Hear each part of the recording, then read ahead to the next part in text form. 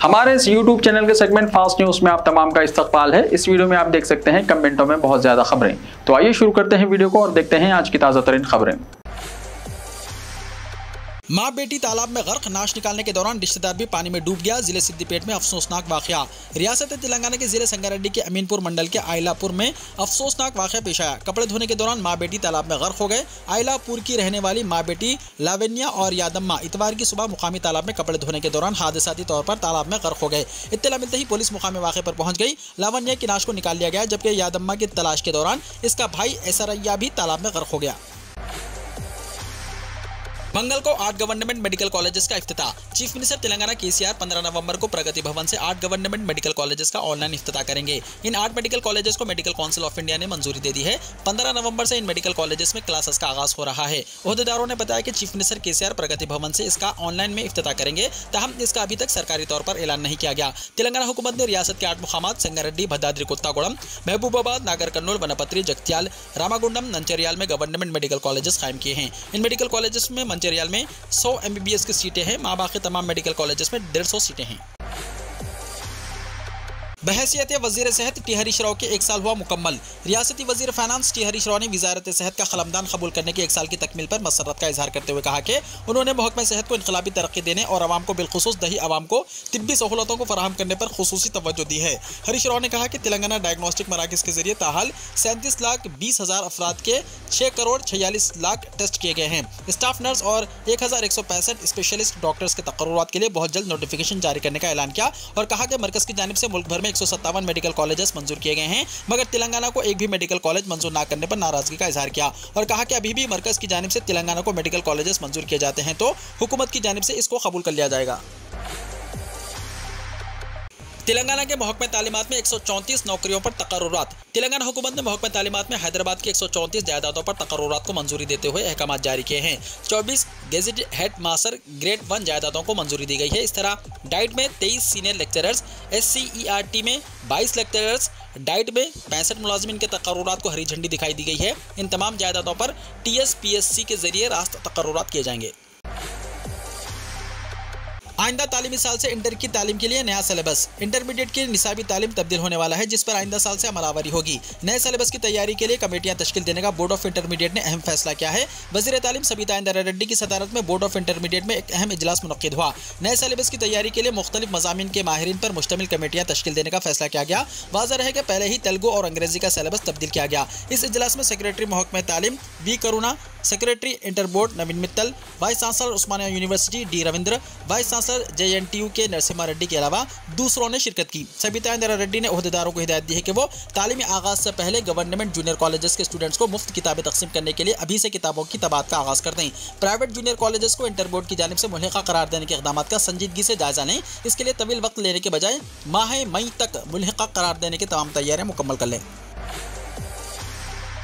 आसरा पेंशन्स और इमाम और मौज़नीन का एजाज़िया जारी किया जाए। चीफ मिनिस्टर से कायद मजलिस जनाब अकबरुद्दीन ओवैसी की तहरीरी नुमाइंदगी। जनाब अकबरुद्दीन ओवैसी कायद मजलिस मुक़न्नना पार्टी ने चीफ मिनिस्टर के चंद्रशेखर राव से तहरीरी नुमाइंदगी करते हुए मुतालबा किया है कि गुज़िश्ता 2 महीने से आसरा वज़ाइफ जो जारी नहीं किए गए हैं वो फौरी जारी किए जाएँ और 57 साल उम्र मुकम्मल करने वाले दरख्वास्त गुजारों को फौरी नए पेंशन कार्ड फराहम किए जाएँ। इलावाज़ी कायद मजलिस ने चीफ मिनिस्टर से यह भी मुतालबा किया है कि इमाम और मौज़नीन का एजाज़िया 5 महीने से नहीं दिया गया, वो भी फौरी फराहम किया जाए। इंटर फर्स्ट ईयर और सेकंड ईयर के लिए एग्जाम फीस दाखिल करने की तारीखों का हुआ ऐलान। Secretary Telangana state board of intermediate education Naveen Mittal ने मार्च 2023 में मुनक्किद होने वाले इंटरमीडिएट एग्जाम्स में शिरकत के लिए फीस दाखिल करने की तारीखों का ऐलान कर दिया।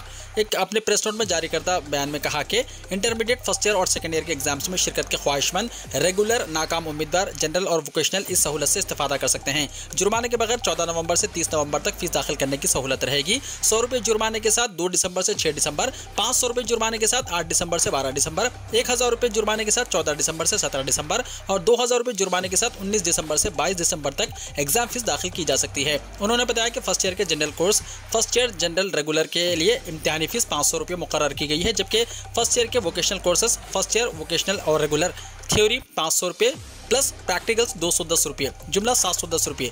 सेकेंड ईयर के जनरल कोर्स साल दुवम जनरल आर्ट्स के लिए 500 रुपये, साल दुवम जनरल साइंस थ्योरी के लिए 500 रुपये प्लस प्रैक्टिकल्स के लिए 210 रुपये, जुमला 710 रुपये। और सेकेंड ईयर के वोकेशनल कोर्सेज सेकेंड ईयर और वोकेशनल थ्योरी के लिए 500 रुपये प्लस प्रैक्टिकल्स के लिए 210 रुपये, जुमला 710 रुपये फीस दाखिल करनी होगी।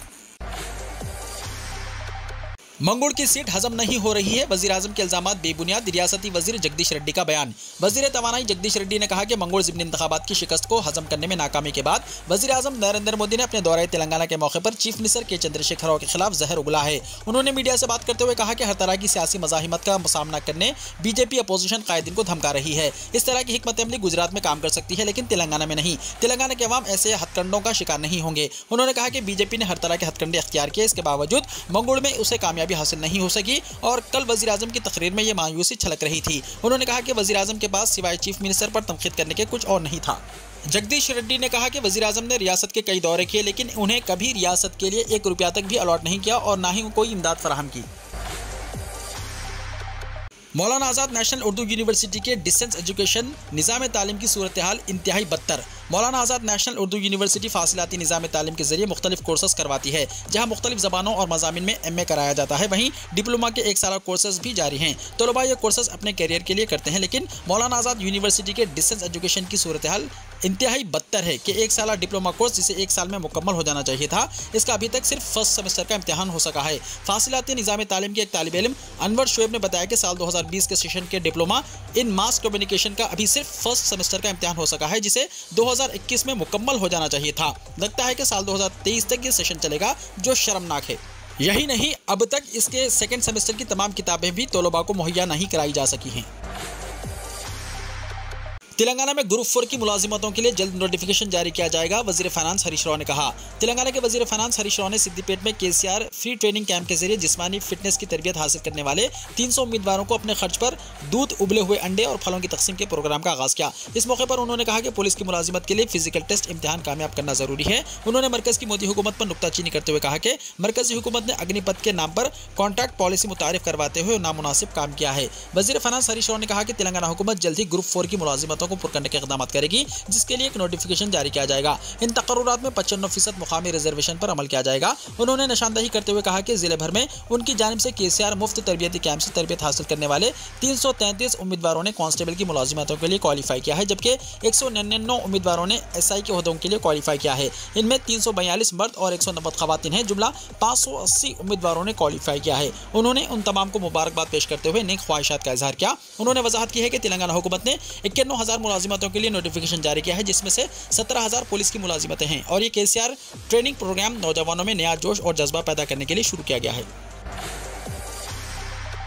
डिग्री कॉलेजों में चौथे मरहले के admissions. Telangana state council for higher education और कमिश्नरेट ऑफ कॉलेजिएट एजुकेशन ने ऐलान किया है कि दोस्त वेबसाइट के जरिए डिग्री कोर्सेज में एडमिशन के चौथे मरहले का आगाज हो गया है। जो स्टूडेंट्स अपने फैकल्टी या कोर्स अपने ही कॉलेज में तब्दील करना चाहते हैं, वो 14 नवंबर को वेब ऑप्शंस इस्तेमाल कर सकते हैं। 15 नवंबर को सीटें मुख्तस की जाएंगी। सूर्यापेट जिले में खौफनाक सड़क हादसा, 5 अफराद हलाक और 1 दर्जन से ज्यादा जख्मी। तेलंगाना के सूर्यापेट जिले में पेश आए एक खौफनाक सड़क हादसे में 5 अफराद हलाक हो गए। यह हादसा हफ्ता और इतवार की दरमियानी शब रात तकरीबन 12 बजे सूर्यापेट जिले के मोनागला मंडल मरकज के मुजाफात में वाक़ एक पेट्रोल पंप के करीब पेश आया। सड़क हादसे में 5 अफराद हलाक हो गए, 10 दीगर शदीद जख्मी हो गए। इनमें से बाज़ की हालत तशवीशनाक है। हलाकतों में इजाफे का खदशा है। जख्मियों और मुकामी अफराद की तफसीलात के मुताबिक मोनागला मंडल मुस्तकिर के चंद अफराद हफ्ते की रात निजाम सागर के पास वाक़ अय्यप्पा स्वामी मंदिर में पूजा में शिरकत की। इनमें से तकरीबन 38 ट्रैक्टर ट्रॉली में घर लौट रहे थे कि विजयवाड़ा हैदराबाद कौमी शाहराह पर उनकी ट्रैक्टर गलत रास्ते पर जा रही थी। इस दौरान विजयवाड़ा से हैदराबाद की तरफ जाने वाली लारी से टकरा गई, जिसके नतीजे में यह हादसा पेश आया। जख्मियों को जाए हादसे से कोदाड़ अस्पताल पहुंचाने के लिए एम्बुलेंस काफी नहीं थी, उन्हें दस्तियाब गाड़ियों में ले जाया गया और जिनकी हालत तशवीशनाक है उन्हें खम्भम और सूर्यापेट अस्पताल मुंतकिल किया गया। मजलिस गुजरात में 12 से 15 हल्कों से मुकाबला करेगी, इम्तियाज जलील ने कहा। मजलिस इत्तेहादुल मुस्लिमीन ने रियासत गुजरात के असेंबली इंतखाबात में 12 से 15 हल्कों से मुकाबले का फैसला किया है। पार्टी के रुकने पार्लियामेंट इम्तियाज जलील ने बाज़ खबररसा एजेंसीज को यह बात बताई। मीडिया रिपोर्ट्स के मुताबिक सदर मजलिस ने इस साल गुजरात के 30 असेंबली हल्कों से इंतखाबात में हिस्सा लेने का ऐलान किया था, लेकिन अब यह फैसला किया गया है कि मजलिस ने सिर्फ इन ही सीटों पर मुकाबला करेगी जहाँ मुस्लिम वोटर्स के अलावा पसमानदा तबकात हैं।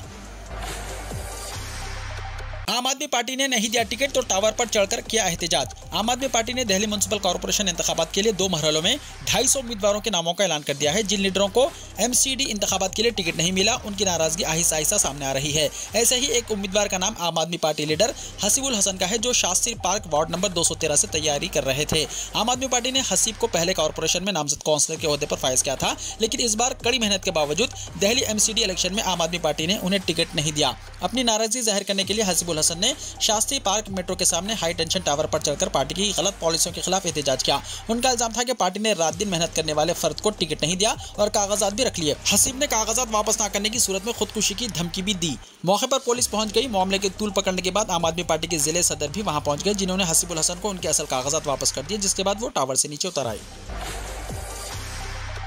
मनोज सिन्हा ने मोदी और राजनाथ सिंह से मुलाकात की। जम्मू एंड कश्मीर के लेफ्टिनेंट गवर्नर मनोज सिन्हा ने इतवार को यहां वजीर आजम नरेंद्र मोदी और वजीर दिफा राजनाथ सिंह से मुलाकात की और उन्हें रियासत में अमन और अमान की सूरत हाल और तरक्याती मंसूबों के बारे में आगाह किया। सिन्हा के दफ्तर ने बाद में ट्वीट किया कि लेफ्टिनेंट गवर्नर ने मीटिंग के दौरान वजीर आजम को खासतौर से ज़राअत और इससे मुतल्लिक़ा शोबों की मजमूई तरक्की और किसानों की आमदनी में इजाफा करने, नीज़ ज़राई बरामदात बढ़ाने, जदीद बुनियादी ढांचे की सहूलियात को फ़रोग़ देने के लिए तयशुदा मुद्दत में एपेक्स कमेटी की सिफारिशात के बारे में बताया। 8 सालों में मुल्क दुनिया की तीसरी सबसे बड़ी मईशत बन जाएगा, राजनाथ सिंह ने कहा।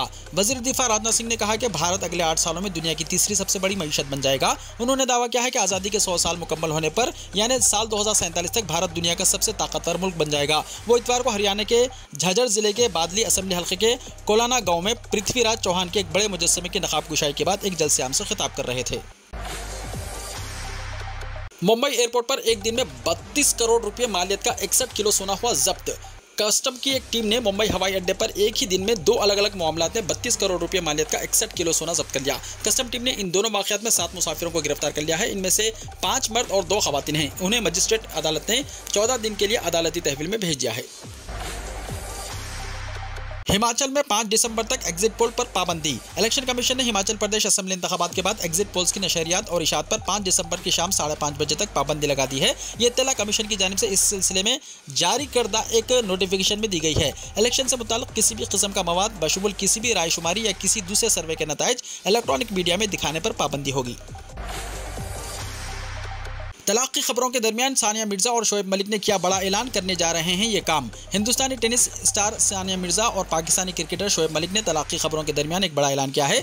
दोनों अब जल्द ही एक साथ नजर आने वाले हैं। दरअसल सानिया मिर्जा और शोएब मलिक ने ऐलान किया है कि वो एक टॉक शो लाने वाले हैं। इस प्रोग्राम में टेनिस सनसनी सानिया और उनके शोहर शोएब मलिक साथ नजर आने वाले हैं। उन्होंने अपने इस शो के नाम का भी इंकिशाफ कर दिया है। इस नए प्रोग्राम का नाम मिर्जा मलिक शो रखा गया है। इसकी पोस्ट भी काफी वायरल हो रही है। ये शो पाकिस्तानी चैनल पर आने वाला है। दरअसल हाल ही में पाकिस्तानी और UAE की मीडिया में ये खबरें काफी तेजी से आ रही थी कि सानिया मिर्जा और शोएब मलिक ने ऑफिशियल तौर पर तलाक ले लिया है। ऐसी खबरें अभी भी सुर्खियों में बनी हुई हैं कि दोनों के दरमियान रिश्ते ठीक ठाक नहीं चल रहे हैं।